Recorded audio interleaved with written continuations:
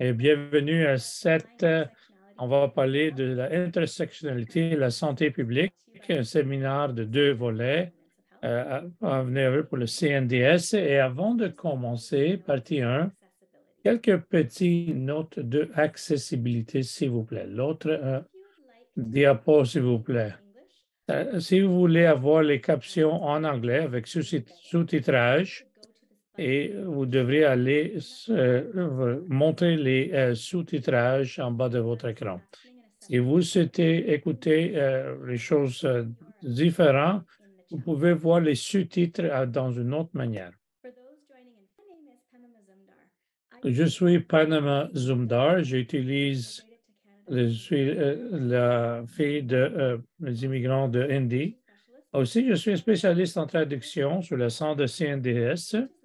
Et c'est localisé, comme on sait maintenant, Antigonish, Nouvelle-Écosse, les territoires anciens OCD de Mi'kmaq. Ce territoire est découvert par les traités de deux paix d'amitié que les peuples Mi'kmaq et Montsevac malais sont signés pour la première fois avec la couronne britannique en 1725. Ces traités ne portent pas la cession de terres des ressources, mais reconnaissent les titres de Mi'kmaq et de Wolastoyak, malécites, et établissent le legs de ce qui doit être une relation permanente entre les nations. Donc, je suis ici pour la part qui sont de l'équilibre Mi'kmaq, comme maintenant est connu comme Nouvelle-Écosse. Je suis localisé à Chichakwi, sur les territoires non cédés et l'eau de la nation Aganawaki, qui est une place qui, depuis le temps mémorieux, sert comme un site des échanges et rassemblements. Et la Haudenosaunee Confédération ici à Wenda, à Abenaki et Naganashik. Récemment, j'apprends plus en plus qui a été appelé Nastir et je sais que les choses d'esclaves ont été établies à travers du mandat de rôle. Et aussi les années qui ont suivi, incluant de paix et amicalité. Donc, les personnes de noir étaient soit des esclaves ou étaient en processus d'être esclavés, ce qu'on connaît maintenant comme la Nouvelle-Écosse. Maintenant, ce qui était aboli, le Canada à 1834 était aboli. Pour moi, de comprendre cette histoire-là, cette violence coloniale et comment les systèmes ensemble avec l'autre système d'oppression se peut manifester pour des Noirs et des personnes autochtones d'une manière importante. C'est vraiment important. C'est une partie clé, si vous voulez, de comprendre ça veut dire quoi d'avoir l'intersectionnalité et aussi dans cette sphère de la CNDS. L'autre, ce que je représente ici, le CNDS, dans la santé communauté pour donner aussi le structurel. Et donc, d'amener aussi la population et réduire aussi les inégalités. Aussi, peut-être ça va vous intéresser pour les autres choses aussi, qui travaillent à travers le Canada de différentes manières et aussi avoir plus dans le programme DCC. Donc, je suis ravi de vous présenter ce aujourd'hui une photo ici. J'ai eu le plaisir aussi de créer aussi avec Bernice. Peut-être vous le connaissez comme la voix de notre podcast SNDDS, Mind for Disruption, et aussi d'écouter par des différentes commissions. Beaucoup de vêtements à laver quand vous avez des enfants.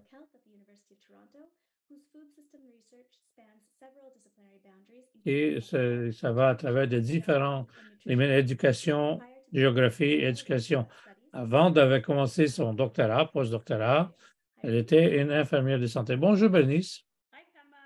Bonjour, bonjour à tous. Merci beaucoup. C'est un plaisir d'être ici et un honneur de faire partie de cette présentation. Merci pour l'introduction. Je suis aussi un spécialiste de connaisseur de traduction. Ça fait depuis septembre que je suis avec le centre aussi, la fille des immigrants de Guinée et je réside à Toronto à travers de l'île de Tortue et des territoires non cédés des Autochtones. Merci beaucoup. De l'autre, ici, vous allez voir notre objectif. Ici, notre webinaire avec l'intention de décrire qu'on l'attend par l'intersectionnalité, ses racines historiques et sa pertinence pour la santé publique. et aussi d'examiner là où l'intersectionnalité est utilisée à mauvais escient, blanchi ou aplati, et identifier les ressources pour soutenir l'apprentissage d'une approche intersectionnelle. Et je vais aussi essayer de ne pas trébucher sur le mot intersectionnalité et intersectorielle, deux choses différentes. Et donc, laisse-moi aller à Bernice, puis c'est elle qui va faire, on va aller à travers des sondages interactifs. Voilà, excellent. Et maintenant, ce premier, vous pouvez aller sur slido.com. Le code est noté sur votre écran, 69479078. Et je pense un collègue est là aussi. Donc, en français, quel est le mot que vous associez à l'intersectionnalité? Donc, avant de venir à cette séance, quel est le mot que vous associez à l'intersectionnalité qui vient à votre esprit? Et on va générer aussi un programme. Oppression, féminisme, intégration, collaboration. On voit les mots ici sur l'écran. Féminisme, colonialisme, identité additive des chemins qui se croisent, la diversité, le multiculturalisme, le carrefour, complexité, une panoplie de mots qu'on voit ici sur l'écran. Justice sociale, inclusivité, identité et moult mots qui viennent en esprit. Très bien, c'est incroyable. On voit beaucoup de participation dans les Slido et dans la boîte de chat. Équité, féminisme noir, beaucoup de répliques en ce qui a trait à la diversité, identité, complexité, collaboration, discrimination. Absolument, définitivement, on va toucher chaque aspect de celui-là aujourd'hui à notre séance. Très bien. On va donner un autre second ou deux. Juste, merci beaucoup pour les répliques, s'il vous plaît. Maintenant, deuxième sondage, si vous voulez, on va regarder à l'intersectionnalité. Ce qui fait partie du webinaire, c'est de comprendre c'est quoi exactement l'intersectionnalité. Je suis curieux, avant d'y arriver ici aujourd'hui, comment vous pouvez répondre? C'est comment vous pouvez compléter la phrase? Est-ce que c'est d'identifier les différentes identités, comprendre les caractéristiques, aussi le chevauchement, comment le système de pouvoir et oppression pourrait avoir un impact sur des personnes et ou l'identité pour toutes les réponses. Donc, voilà. On va donner une minute ou juste de compléter la phrase. Qu'est-ce que vous aurez mis avant d'y arriver ici aujourd'hui?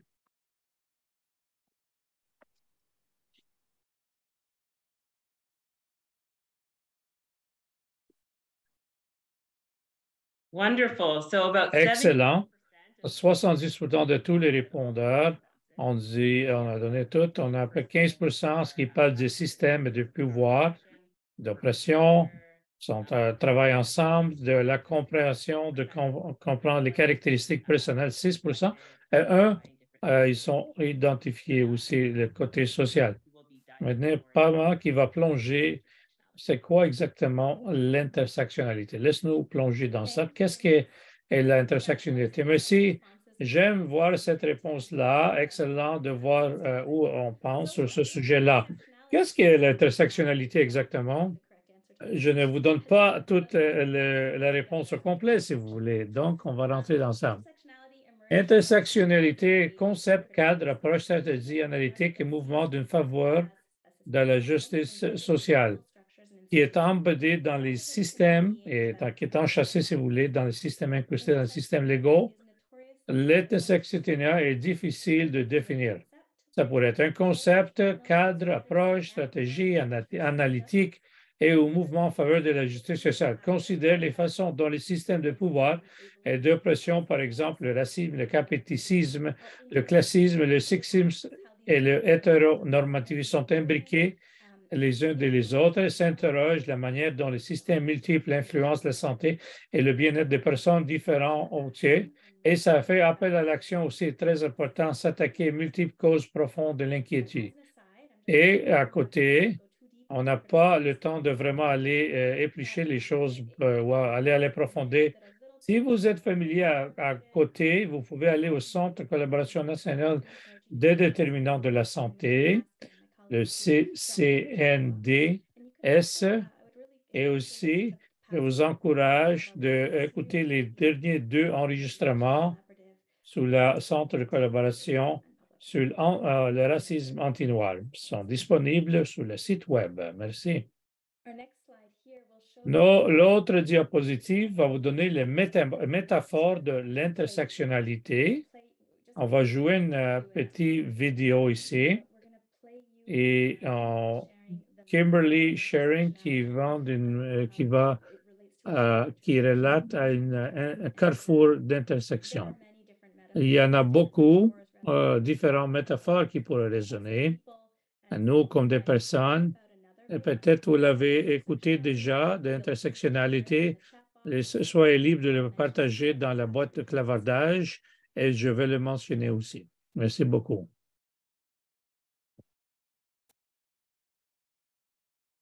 Black and female. Des noirs et noirs étaient positionnés précisément où le carrefour et un chevauchement. Une expérience concomitante impacte de les compagnies, les genres et aussi le trafic de genres et races. La loi, et c'est comme les paramédics qui viennent et prêt de traiter. Si jamais on pourrait montrer qu'elle faisait partie sur la course de piste ou sur la piste de gendre, mais pas au carrefour, à cette intersection. Donc, qu'est-ce qu'on va parler? Les impactés qui multiplient, impactent par des forces multiples et abandonner de vraiment se chercher en soi. Intersectionnalité, le fait pour moi. Et donc, je vais aller un peu et jusque les Américains, Africains, des femmes, l'autre femmes de couleur et d'autres de personnes marginalisées partout dans le monde faisons face à des dilemmes, des défis comme une conséquence de l'intersectionnalité, des intersections de racisme, genre, hétérosexisme et transphobie et la discrimination pour les personnes avec handicap.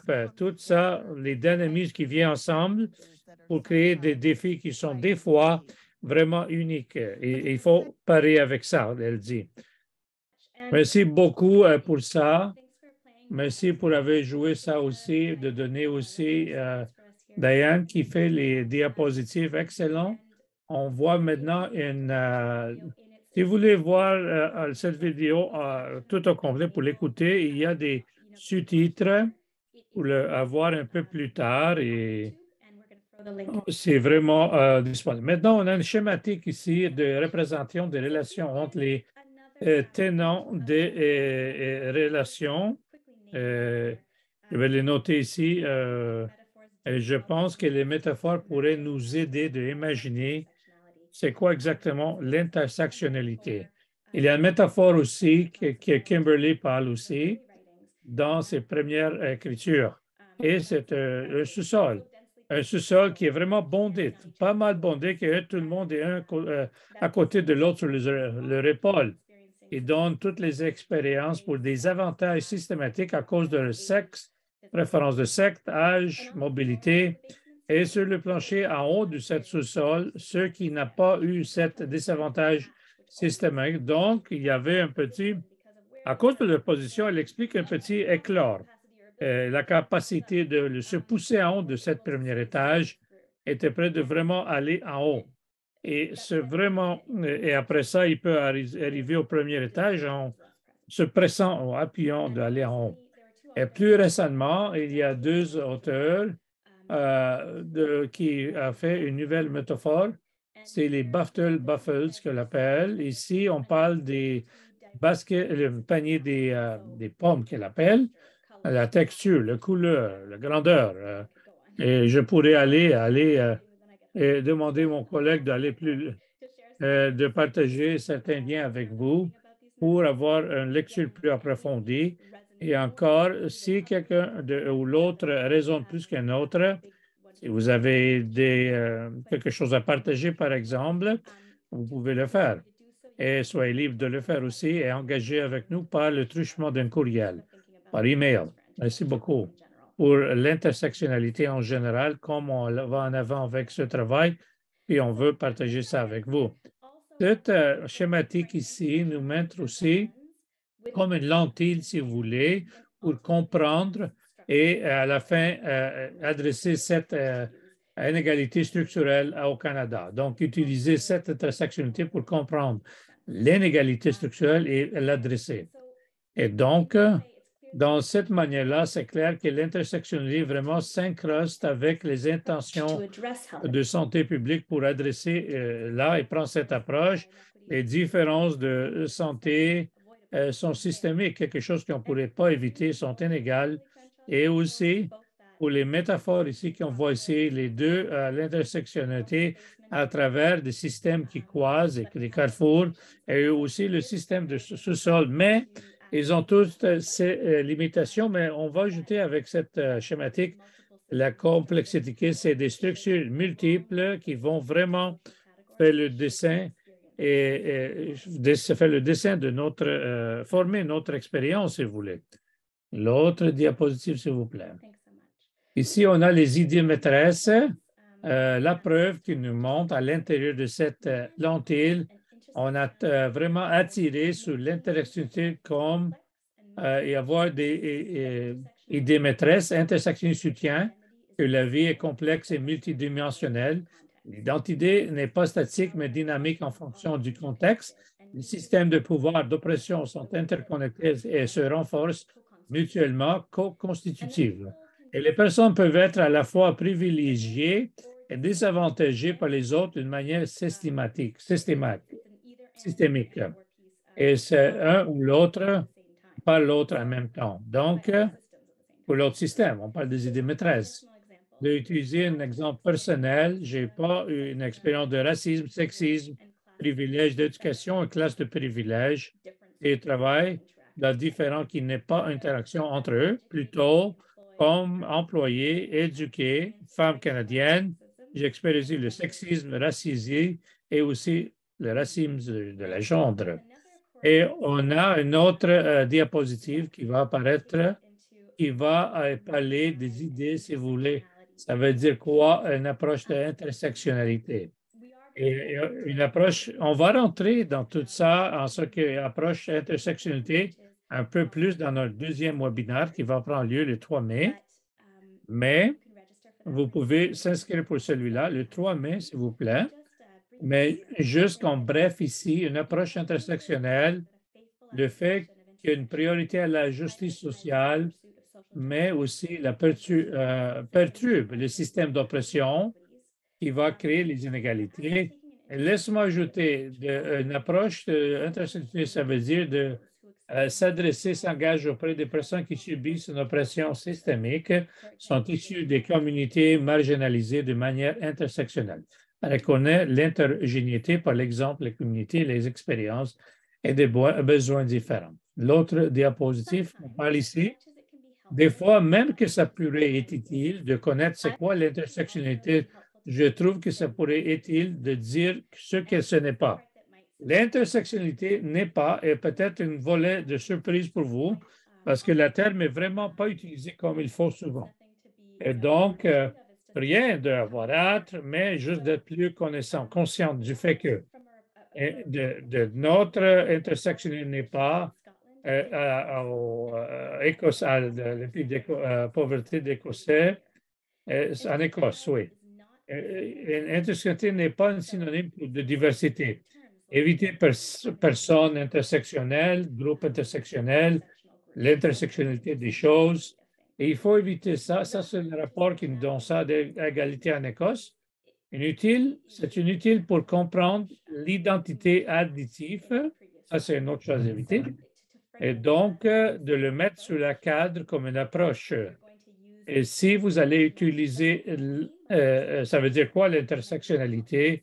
Peut-être c'est peut-être plus utile de dire quelque chose comme je appartiens à de différentes multiples catégories où mon expérience est au carrefour, ou l'intersectionnalité de ça et ça, plutôt que d'utiliser quand vous parlez comme une personne intersectionnelle, groupe intersectionnel.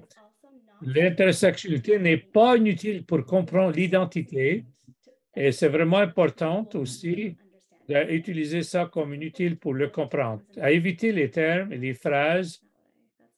Non, excusez-moi. Et c'est important d'éviter de mettre le focus et la concentration sur les catégories intersectionnelles. Et ça ne tire pas des systèmes multiples pour vraiment former les expériences dans un système d'inégalité. Intersectionnalité n'est pas additif, c'est-à-dire sexe, handicap, classe. Et je l'ai mentionné auparavant, ça parle d'une manière qui est mon expérience, ma structure d'inégalité est vraiment formée. Et comme je suis éduqué une femme racialisée et racisée que j'ai eu cette expérience. Donc, ce n'est pas additif, ce n'est pas sexe, ce n'est pas handicap, ce n'est pas classe. Et personnellement, ce n'est pas vraiment utile pour les discussions avec un des privilèges d'exercice. Et vous êtes peut-être au courant des exercices quand quelqu'un vous demande de nommer un autre si vous êtes une personne caucasienne, ou si vous êtes une personne qui travaille, ou si vous êtes... et donc, cet exercice continué. Ils pourront être serviables, si vous voulez, utiles. Et même, par contre, ils sont plus obligeants et serviables à des personnes, plutôt que d'avoir une plus grande discussion dans un cadre en soi comme une approche ou comme un concept. Intersectionnalité aussi n'est pas compétitif et hiérarchique. Ce n'est pas un contre un groupe de désavantages contre un autre. Et ce n'est pas dans cette phase de hiérarchique. Ce n'est pas une forme d'oppression, mais plus haut sur un certain, si vous voulez, plus important, une vie est plus importante qu'une autre. Ce n'est pas hiérarchique. Laisse-moi juste mettre ça à pause et Bernice va prendre aussi. On va aller au sondage. On a une question dans le chat. Peut-être on va prendre un moment de l'adresser. On était demandé d'expliquer pourquoi l'intersectionnalité ne peut pas être utilisée de comprendre l'identité. Vous l'avez dit ça exactement. Vous pouvez élargir, renchérir sur ce point-là. Oui, la seule chose que je pourrais dire et dire un peu plus, si c'est utilisé, par exemple, de comprendre une identité personnelle, et c'est un peu divorcé de l'expérience des structures multiples et oppressives qui travaillent ensemble et dans une manière qui n'est pas vraiment cette structure plus cette structure qui vont venir ensemble comme ça. Non. Si je fais une visuelle, c'est comme ma main va changer son image. Ça va devenir quelque chose de nouveau. Donc, deux ou plus, les systèmes oppressifs qui travaillent ensemble vont former mon identité et mon expérience et cette inégalité structurelle dans une manière importante.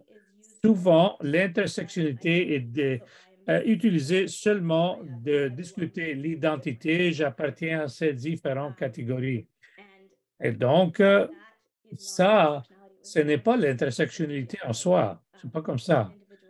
Qui est un individu, mais une discussion plus large sur un désavantage systémique et comment perturber l'oppression qui est en place. Est-ce que c'est logique? Qu'est-ce que je dis? Relaté à ça, à cette réplique, on a une autre question sur l'intersectionnalité ne peut pas être réduite à un niveau d'identité. On ne peut pas le réduire individuellement à cette pièce d'identité, n'est-ce pas? Oui, exactement. Si vous pouvez le mettre comme ça aussi, oui, certainement. Est-ce que vous voulez élargir sur ce point-là? Non, écoute, je pense qu'on ne peut pas le réduire à une phase d'identité, ça c'est clair. Mais nous sommes axés sur les systèmes et comment les systèmes fonctionnent ensemble et forment les expériences de cette identité structurelle, si vous voulez, expérience structurelle et l'inégalité. Voilà, on pourrait avancer. On va aller en avant. Quelles sont les origines de l'intersectionnalité? Peut-être clarification. L'activisme féministe et la pensée noire, le rapport Lalonde, le socialisme français, la philosophie allemande. Mais avant de rentrer ça, voilà la question. from you On about veut écouter de vous qu'est-ce que vous pensez, c'est les origines de l'intersectionnalité. Il vient d'un aspect de pensée féministe noire, d'activisme, le rapport du Lalonde 1974 ou le socialisme français ou la philosophie allemande. Qu'est-ce que vous pensiez de ça? Donnez une minute de répondre à cette question-là devant qui est vous voyez sur votre écran maintenant. Donc, en français, c'est quelles sont les origines de l'intersectionnalité? Excellent. La grande vaste majorité a donné 88%, la pensée féministe noire et activiste. On comprend que les racines de l'intersectionnalité, c'est important pour l'application de l'intersectionnalité et comment le comprendre. C'est vraiment primordial. Donc, l'autre diapositive, s'il vous plaît. Ici, on va parler de retracer les racines et l'évolution de l'intersectionnalité à travers du temps. À certains comptes, on pourrait aller en arrière des années 70 et 80. Ça, c'est les intégrations. Et si on va au 19e siècle, première utilisation ici, c'était 1900. Oui, exactement. C'est 1851, comme l'Entire Woman. Virginia Thorpe est une activiste, est née dans le système d'esclaves, à s'esquiver de ça, et elle a commencé la convention en Ohio, pas en Ontario, mais elle a livré tout ça, qui a mis en exergue 16 expériences de la gendre et des femmes noires, souvent ignorées, exclues aussi dans le temps. Donc, qu'est-ce que vous voulez avoir de cette partie? Même si l'intersectionnalité est vraiment trouvée comme un terme un peu plus loin, il y a une histoire plus loin que ça. À travers des années 70-80, l'intégration plus poussée dans les organisations, les mouvements sociaux ont aidé à le développement de l'intersectionnalité et côté projet intellectuel et politique. Un groupe des activistes noirs, femmes ont libéré, qui a décrit les différentes oppressions basées sur race, sexe, orientation sexuelle, qui sont vraiment ensemble, et pas vraiment, mais sont vraiment ensemble et livrer cette libération. Donc, c'est vraiment entrelacé. En 1989, le terme aurait été inventé. Donc, aussi, on a joué ça un peu plus tard, de cette personne, et le crédit, cette érudite et savante pour la terme aurait été inventée en 1989. Elle a démontré aussi cette insuffisance de l'intersection de race, sexe et identification. Elle a utilisé certains jurisprudences, tribunaux illustrant comment les femmes noires et leur expérience n'étaient pas bien compris, exclus, éradiqués, et la discrimination, ils ont pensé que ça arrivait basé sur la race au lieu d'avoir les deux ensemble. Donc, par exemple, elle contre cette recours contre General Motors et pour la discrimination, allégation que le politique d'ancienneté a ciblé les femmes noires spécifiquement parce que General Motors n'a pas embauché des femmes noires avant 1954. Quand ça a été implémenté pendant la récession, toutes les femmes noires étaient licenciées parce qu'elles étaient employées pour le moins de temps que les autres. Par contre, le cours a donné en faveur de mettre un recours collectif, pas pour la part des personnes noires, mais spécifiquement pour les. Donc, le cours a vraiment diminué cette discrimination de sexe, et même si les femmes étaient exclues de ça. Ils sont aussi maintenant mis en caduc, si vous voulez, et sans objet aussi cette réclamation de licenciement, mais basée sur la race et le sexe qui travaillent ensemble concomitamment. Dans son papier blanc, elle a mis l'importance d'une analyse intersectionnelle de comment les relations communiquées qu'on pourrait être le comprendre en simultané l'oppression et le pouvoir pour produire un privilège de désavantage et position. Depuis 2000, la popularisation d'adoption consciente, en 2005, ça a été inclus aussi dans le dictionnaire Oxford.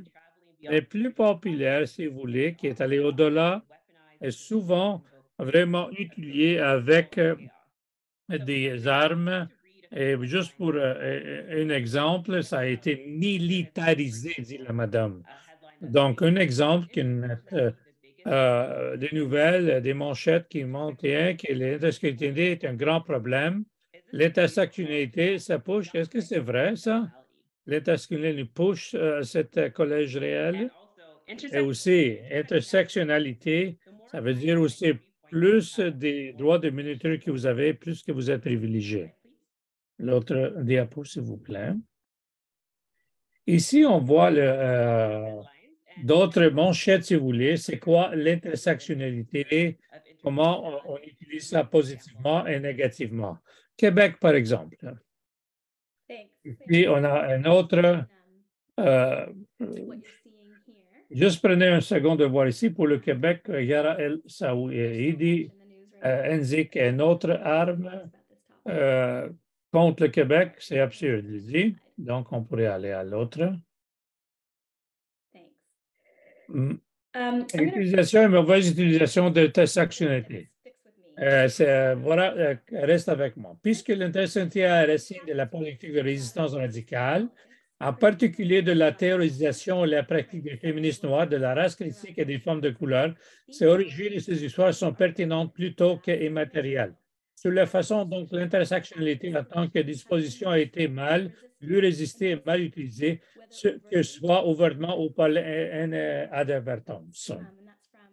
Voilà, ça vient de Eden Mays, de Pursuing Internationally Unsettling Dominating Imaginary. Vous voyez la référence à droite. Et donc, laisse-moi. Ah, on pourrait rester ici. Le Québec, par exemple, laisse-moi lire cette citation en premier lieu. C'est vraiment puissant de vraiment mettre en contexte pourquoi c'est important d'avoir la intersectionnalité en bon chemin. Et qui n'a pas compris ça? Bernice l'avait mentionné, si vous voulez, dans cette militarisation, si vous voulez, qui ne l'utilise pas bien et commence à utiliser de potentiellement causer du mal, de contribuer pour c'est important qu'ils seront effacés pour l'oppression systémique et pouvoir. Ici, au Canada, comme vous voyez, et aux États-Unis. Et le grand contexte sociétal est tout le temps importante et pertinente pour la santé publique et sera tout le temps pertinente parce que pourrait affecter comment on pourrait prendre les valeurs et les discours en ce qui était la santé publique et passer l'information. Et donc, je pensais que c'est important de regarder sur le plus grand contexte et aussi partager qu'est-ce qui se passe ici au Québec. Vous pouvez voir ici les manchettes. Il y a quelques semaines, jusqu'avant la Journée internationale des femmes, la coalition Avenir de Québec a été demandée par un autre parti, Québec solidaire, d'adopter, formater une loi d'intersectionnalité en ce qui est le féminisme. Il demandait un féminisme qui reconnaisse le racisme et d'autres systèmes oppressifs qui étaient avec de différentes expériences et égalité sociale pour ceux et celles qui identifient avec les femmes. Et le ministère responsable pour les statuts a refusé parce qu'elle pense pense sur un système plus unisson, si vous voulez. Et donc, j'utilise leur propre citation. Et donc, c'est ce qu'elle avait dit, la ministre québécoise. Et donc, quelques semaines après, le leader du Bloc québécois a dit que l'intersectionnalité a été utilisée pour le Canada comme une arme contre le Québec pour attaquer les valeurs québécoises. Et donc, pas tout le monde ici au Québec pense de ça c'est clair. Et il y a un excellent article dans Le Devoir établi par une femme noire, Mme Nicolas, qui a vraiment expliqué le vrai significance de l'explication et de mise en cadre en ce qui a, ça veut dire quoi, l'intersectionnalité, qu'est-ce qui se passe au Québec, ici dans la province du Québec maintenant, et la province territoire québécois. Et donc, ce qui a trait aussi les communautés autochtones ici au Québec aussi. Donc, sur l'autre diapositive, on va arriver maintenant à voir aussi l'utilisation et mauvaise utilisation de l'intersectionnalité, comment ça relate à notre travail. Et nous, ici, on parle ça beaucoup.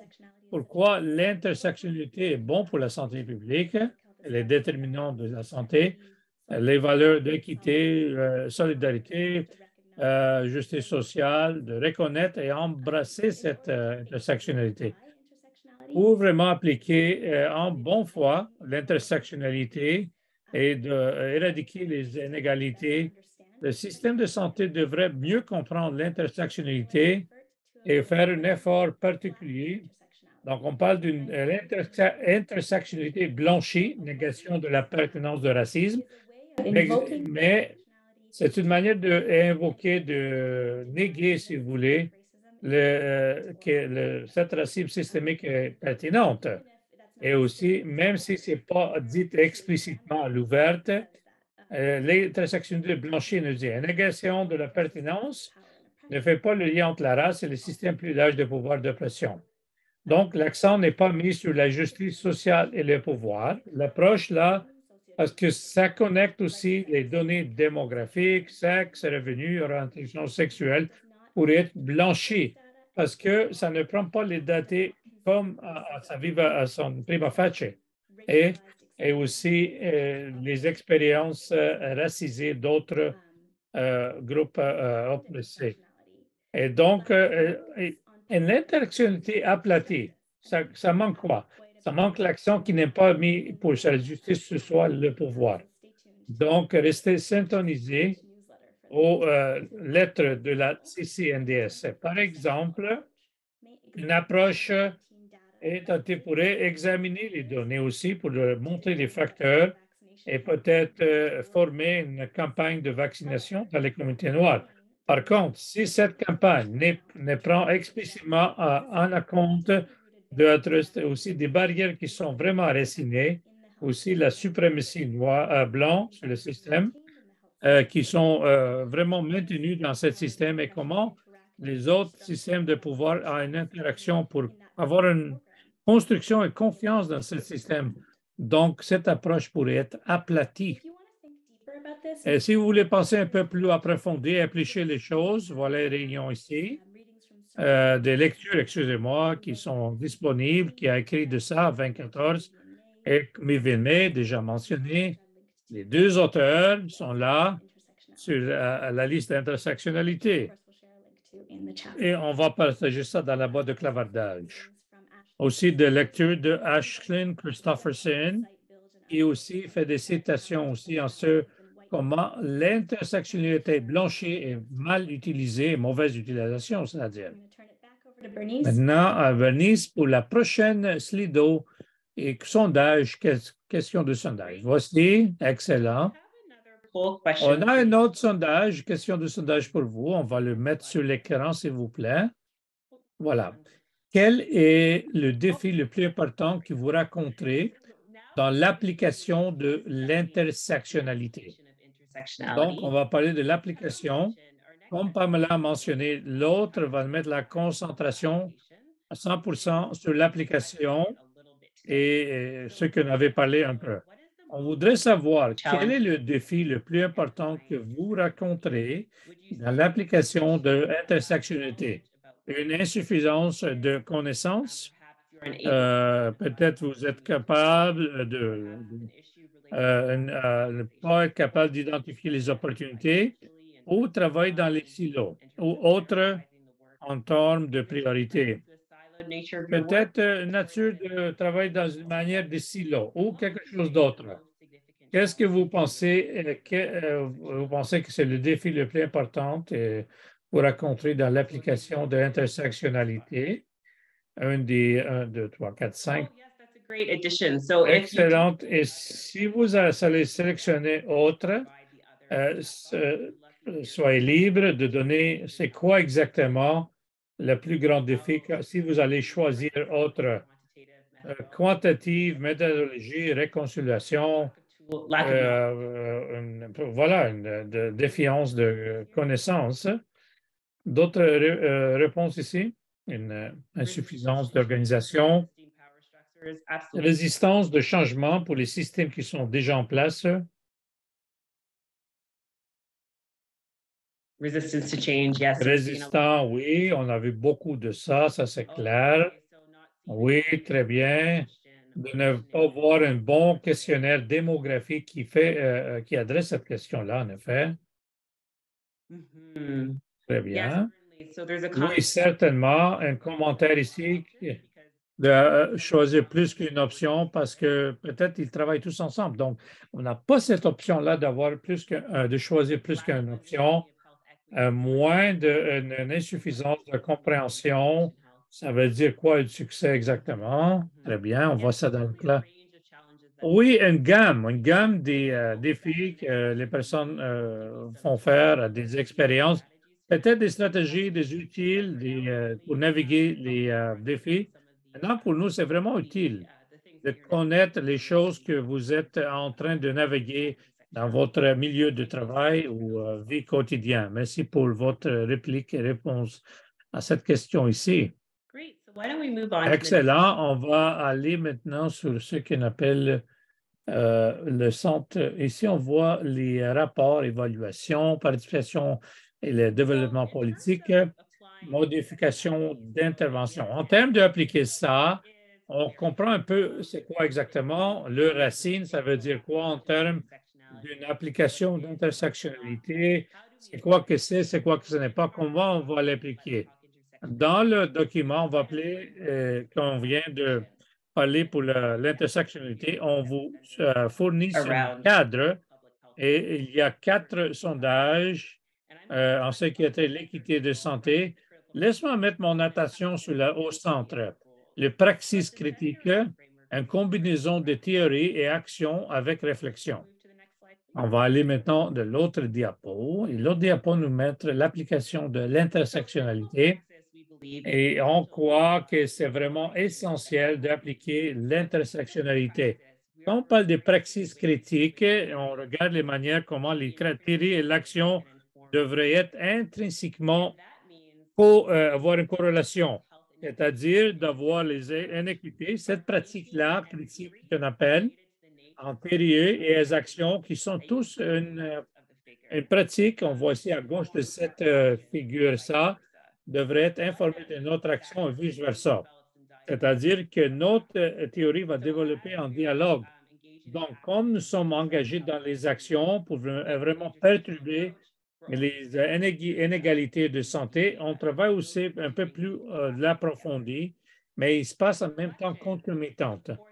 Réflexion, réflexion est vraiment important, primordial. Une réflexion qui est vraiment important pour les réflexions de soutien. Les organisations devraient regarder ça comment les praticiens aussi. Donc, on donne les stratégies et les idées en termes d'avoir sur les pratiques vraiment. Voilà, certaines perspicacités ici, ça implique de construire la connaissance, comprendre l'interconnectivité pour nous guider à travers de cette section. Certaines ressources de vraiment construire votre connaissance est essentielle à ce processus. Je parle ici pour les origines, pour l'intersectionnalité, les valeurs, les principes, et aussi les usages potentiels dans la santé du système public. Et aussi, on n'a pas parlé de cette théorie de race critique et aussi d'avoir une base de fondation fondationnelle. Aussi, de réfléchir sur votre propre position, identité, aussi votre croissance et comment ils sont formés par cette pouvoir et oppression est vraiment primordial, comme on essaie de pousser cette intersectionnalité, identité, croyance, position, comment ils sont formés par le pouvoir et oppression et comment ils travaillent ensemble pour faire la critique pratique. Un dialogue aussi avec les communautés, les groupes qui ont travaillé ensemble aussi, en ce qui a trait l'intersectionnalité pour considérer peut-être les pratiques devraient changer, refléter ce qui est dans votre domaine aujourd'hui et aussi dans l'autre domaine. Ça vous donne un peu de perspicacité, de veut dire ça veut quoi, et aussi les pratiques critiques. Et l'autre I'll pass it section, Pama will maintenant Pama, qui va faire l'application de intersectionnalité. Ici, on voit une citation sur l'écran, des bons commentaires, si vous voulez, dans la boîte de clavardage. Et merci beaucoup. Je pourrais apprécier beaucoup de différents contextes que vous travaillez dedans. Ça, c'est clair. Mais quand quelqu'un vous demande de penser pourquoi l'intersectionnalité et des structures multiples d'oppression, quand vous travaillez souvent dans les domaines comme dans une manière individuelle ou manière linéaire, système linéaire, qui sont individualisés et sont pris là par des systèmes modèles. Je pourrais apprécier cet effet-là et on va dépenser beaucoup de temps là dans la prochaine séance d'écouter d'autres personnes qui ont plus d'expérience, peut-être que certains de nous, qui travaillent à travers des systèmes zones de santé et dans un temps réel. Ça donne quoi de faire l'application de l'intersectionnalité, plus d'informations, juste de finaliser certaines choses et vous pouvez nous joindre aussi dans les discussions là et des groupes de discussion, des groupes d'éclosion dans le propre. Voilà, c'était quelque chose hormis, à part d'autres diapositives, ça va nous amener à l'application de intersectionnalité. Quelqu'un, s'il vous plaît, levez votre main si vous ne l'avez pas vu. Voilà une citation ici qui est, et c'est vraiment, elle va au corps, au centre de cette pratique-là et l'importance de tout ça. Et pour souligner et mettre en exergue ce que Denis a fait, plus qu'une théorie, plus qu'un cadre de manière sélective. As I was saying before, raise your Donc, en hand. même temps, laisse-moi, écoute, levez votre main si vous ne connaissez pas les règles ou c'est la première fois que vous avez vu ça. On a pris toutes les règles, ce cadre qu'on voit ici, les quatre, les rôles qui sont dans ce cadre, trame factuel, et vraiment mis l'idée de prendre une approche vraiment pratique, critique, spécifiquement parce qu'on avait écouté de vous, parce que sont vraiment utilisés dans votre contexte quotidiennement ou hebdomadaire. Et ça aide à vous organiser la manière que votre organisme de santé, système de santé, système plasmique organise, fait l'allocation. Et c'est différent à travers du Canada. On connaît ça très bien. Sont vraiment utilisés, si vous voulez, et de penser à c'est quoi exactement cette intersectionnalité et d'aller un peu plus élargi, si vous voulez, sur ça. Vous allez le voir aussi d'être centré à travers. Laisse-moi lire les règles. Ici, rapport, évaluation, modification et intervention d'orientation, et aussi des partenariats avec d'autres secteurs et participation en développement politique. Ce qui est vraiment intéressant, certains de ces rôles, de ces fonctions, il y a un chevauchement, surtout quand il y a une approche informée avec l'intersectionnalité. Il va y avoir un plus grand chevauchement, si vous voulez, et en ce qui a trait d'apprendre une approche d'équité. Et donc, c'est pas vraiment différent d'autres rôles si on pouvait les garder en esprit. L'autre rôle, c'est les partenaires et d'autres secteurs et nécessaire pour les autres. Alors, donc, il y a une symbiose, une unisson, si vous voulez, pour cette approche afin de modifier les interventions et avoir cet engagement et unisson. Tout ça requise des bons partenaires avec les autres secteurs, bons partenariats et des personnes qui ont des expériences vécues aussi, des personnes marginalisées, par exemple. Cette expérience-là, cet rôle est vraiment axé et central. Laisse-moi mettre en exergue aussi dans cette, je trouve aussi une libellé plus substantive quand vous allez le mettre à travers de cette lentille, en ce qui a trait versus cet énoncé substantif, collecter, analyser, utiliser les données et aussi de contextualiser les données à travers des structures et systèmes. Et donc, quand vous allez publier, ça pourrait dire d'appliquer aussi la théorie de race d'une manière qui pourrait être et de le mettre dans un cadre, une trame factuelle, si vous voulez, pour cet groupe d'expériences racisées à cause des plus grands systèmes existants. Et l'avantage relatif que vous pouvez voir, par exemple, les personnes caucasiennes qui sont construites par un plus grand système ou formées par un plus grand système blanc de blanchi qu'il appelle caucasienne. Et de le mettre en contexte aux données à l'intérieur des plus grandes structures et systèmes, et je pense avec beaucoup d'importance substantive, ça change le rôle, comment ça fonctionne, et pas forcément que vous allez pris ce rôle-là ou enlever, mais juste la manière que ça a été rédigé ou écrit. Et donc, je voudrais juste mettre ça en exergue. Je pense qu'aussi de prendre plus une approche intersectionnelle, de faire évaluation et le rapport pourrait avoir un potentiel de transformer ou déplacer, mutiler les choses, si vous voulez, analyser, adresser par extension aussi de mettre notre agent de santé où ils vont être alloqués. Je l'avais mentionné qu'il y aura un autre webinaire pour le prochain, le 3 mai. Vous pouvez nous écrire directement si vous voulez et n'oubliez pas de vous inscrire. Et aussi, juste vous encourager sur l'autre, il y a des ressources complémentaires. La boîte de clavardage est bondée. Intersectionnalité, une liste de choix. Comment intégrer la théorie de l'intersectionnalité de l'analyse quantitative de l'équité en santé? Utiliser l'intersectionnalité pour comprendre l'égalité structurelle.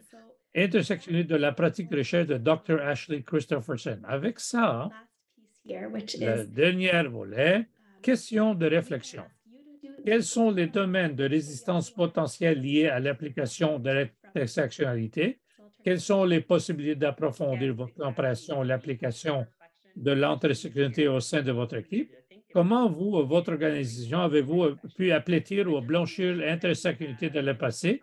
Comment allez-vous y prendre pour éviter cela de l'avenir? Donc, de faire en sorte qu'on a assez de temps. Ça, c'est les questions qu'on va envoyer après aussi, après le webinaire. Ça, c'est les questions pour vous, questions de réflexion pour se préparer pour la prochaine séance. Je viens de, donc, questions et réponses maintenant. Il nous reste à peu près 4-5 minutes. Merci beaucoup pour votre engagement pendant cette séance. Je crois qu'il y avait des questions relatées à des ressources, sur la liste des ressources. N'est-ce pas? Certainement, pour vous donner une liste de ressources après le webinaire. Aussi, notre Let's Talk liste, on va parler, pourquoi pas le nom, nous. Et ça, cette liste, qu'est-ce qu'il fait? Ça va vous fournir avec les différents ressources qui sont groupés dans les catégories. Par exemple, l'histoire de l'intersectionnalité, l'activisme de mouvement féminin, santé publique, tout est groupé dans ce sens-là, comme vous allez essayer d'apprendre un peu plus que l'intersectionnalité. Excellent. Et je pense qu'il y a une question ici en ce qui est utile pour vraiment incruster pour le développement. Je peux parler de ça, j'ai essayé de trouver le lien pour cet utile qu'on avait inclus. Je pourrais le faire, oui, certainement. C'est un lien et un utile, si vous voulez. Juste pour répondre à cette question, beaucoup de ressources ont été collectées pour vous et la raison qu'on n'a pas mis la concentration sur la politique de cet webinaire, on a essayé de rester à l'intérieur de ces limites. Mais certainement, on pourrait parler des implications des politiques. Et il y a un centre pour la politique de santé et publique. Et avec ça, on pourrait aller depuis 2014. Il y a le centre, le CCNDS, qui a mis un webinaire pour vraiment appliquer l'intersectionnalité. On pourrait vraiment partager le webinaire auparavant et vous pourrez le partager. Et donc, I think I'm just looking at the other comments here and pense, saying je that. regarde d'autres commentaires. Il y a un commentaire intéressant, je vais mettre en exergue comment le terme d'intersectionnalité s'incruste avec les Premières Nations et les Autochtones. C'est une excellente manière de regarder à des structures de colonialisme oppressives, de décrire cette réalité. Beaucoup de groupes de Métis et Premières Nations, personnellement, je ne peux pas répondre à cette question. Je n'ai pas les compétences peut-être pour la globalité de cette question, mais je pense qu'il y a une excellente discussion à peut-être avoir. Peut-être le langage ne raisonne pas l'idée de systèmes multiples d'oppression, et on parle de cet système de mondialisation, colonialisme, mais je pense, moi, je ne suis pas dans une position, malheureusement, de vraiment parler pour la part des Premières Nations et des groupes. Mais je pense qu'il y a de valeur là de vraiment entamer cette question en ce qui a été les Métis, les Premières Nations. On avait partagé la littérature sur l'intersectionnalité, lu et ressources liées à ça, et par on parle ça d'une intersectionnalité rouge, un auteur de la Colombie-Britannique, et je pense qu'on pourrait amener ce type de pensée et ces idées-là à la prochaine séance. Merci pour la question. Il y a d'autres choses que peut-être on pourrait donner une réplique à la personne. On pourrait le mettre ici. Il ne reste pas de temps. Et ça, c'est la question de... Ah, voilà, des questions. On voit ici. C'est tout pour moi. Connectez avec nous. Merci à tous qui sont venus ici aujourd'hui. Merci pour la présence, la volonté de pencher dans les questions.